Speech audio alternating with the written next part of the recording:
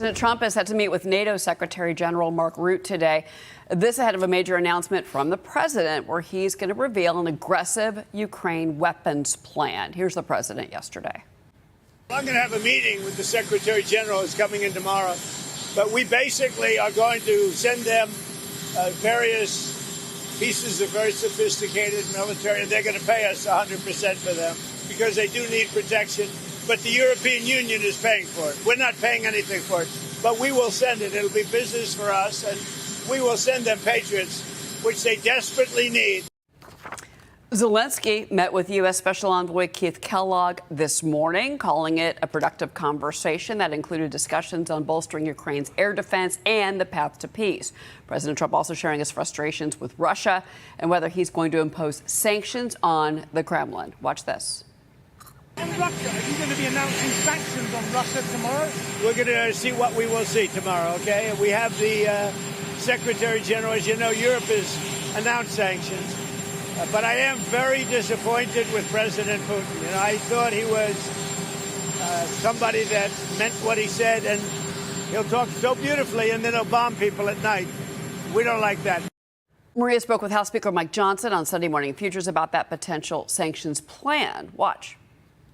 80 senators or plus have supported potential sanctions on Russia and its energy. Would you take that up? Would you take that to the floor? I would. I think there's a big appetite for that in the House as well. I think tough sanctions are called for. I mean, Vladimir Putin has shown an unwillingness to work with President Trump to bring an end to this unjust war on Ukraine. And we got to talk tough and we got to act tough. That's what he responds to. He's a bully, and if you don't treat him as such, then he'll continue to run his rampage through Ukraine. And we've got to bring an end to that. We need peace in this conflict. It's long overdue.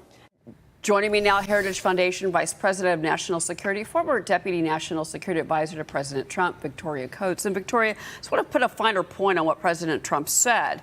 Putin talks nice and then he bombs everybody in the evening. There is a high level of frustration right now from President Trump when it comes to Putin.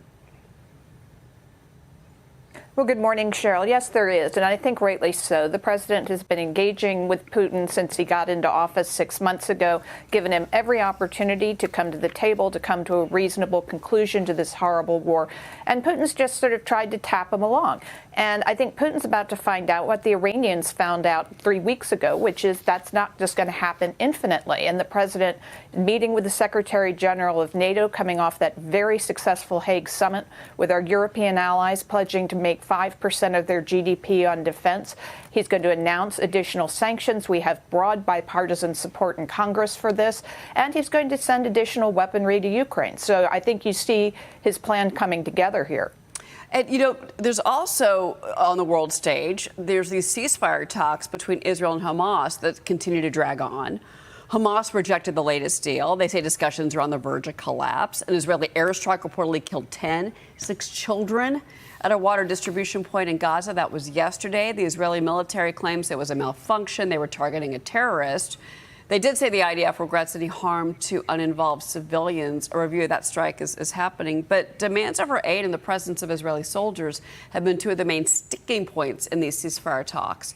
And officials are trying to work to get this 60-day pause. President Trump is still optimistic. He told reporters yesterday he's hoping for a deal in the next week. And we know, of course, about these. There were some more discussions happening on the sidelines of that FIFA match last night at MetLife Stadium. Victoria, your reaction? Yes, there was some soccer diplomacy going on last night. But I think, yes, this is a very serious situation in Gaza.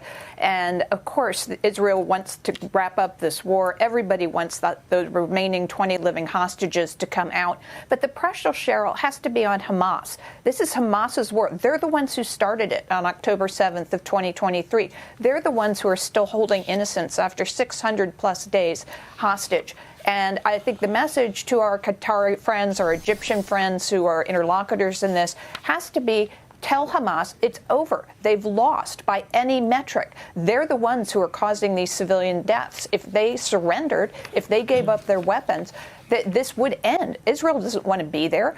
Imagine the aid that would flow into the Strip if they did that. And imagine the brighter future for the Palestinian people. So I think we have to shift the burden from Israel to Hamas here.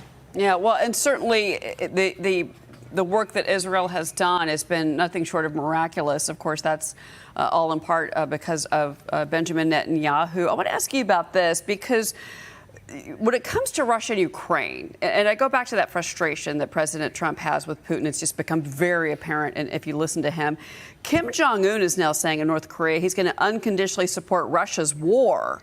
And then he might be sending like 30,000 more troops over to Ukraine. What do you make of that, Victoria? Yeah, I think this is actually sort of ridiculous. I mean, that the North Koreans would be active in this war. What we see here, Cheryl, is the hand of China, because North Korea isn't going to stir a step unless they've got the green light from Beijing, or Beijing is bankrolling this movement of troops from North Korea to Russia. And these poor people are just going to be used as cannon fodder by Putin. But the other interesting point about what the president can announce today is the piece of this that is the United States energy policy right now, because that is all Putin has. He has energy that he can sell. That's his economic lifeline.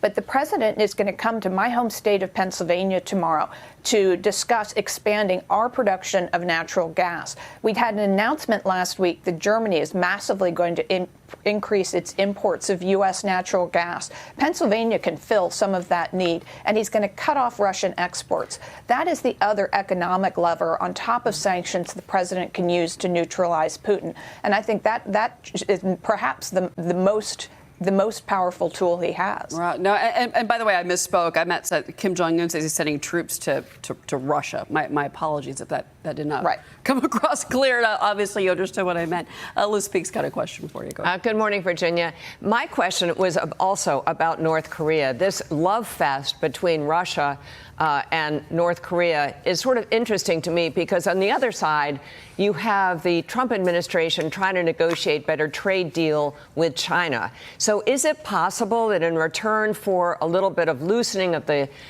tariffs and so forth on China, that they may be stepping away from their support of Russia, and that's why Russia is courting North Korea so aggressively? Well, Liz, it's an interesting question because the other reporting that we had last week in the Wall Street Journal was that the Russian economy has all sorts of red lights flashing, that they've been burning it at both ends of the so-called wartime economy, and that kind of accelerated growth through military purchases is going to kind of come due for them, and they could have some real systemic economic problems. The question then becomes, does China want to eat that risk? You know, China's been more or less bankrolling this for Putin over the course of the last 3+ years. China has problems of their own. As you say, they need to get a trade deal with the United States. Are they going to kind of cool on the Russian relationship? And I don't really see North Korea as an alternative to China for Russia here. They're more of a surrogate of China. They can't really provide Russia with the kind of economic help that China can. So I don't see Putin having a lot of good options here. Victoria Coates, I hope that you're right. Thank you so much for being with us this morning. Really appreciate it.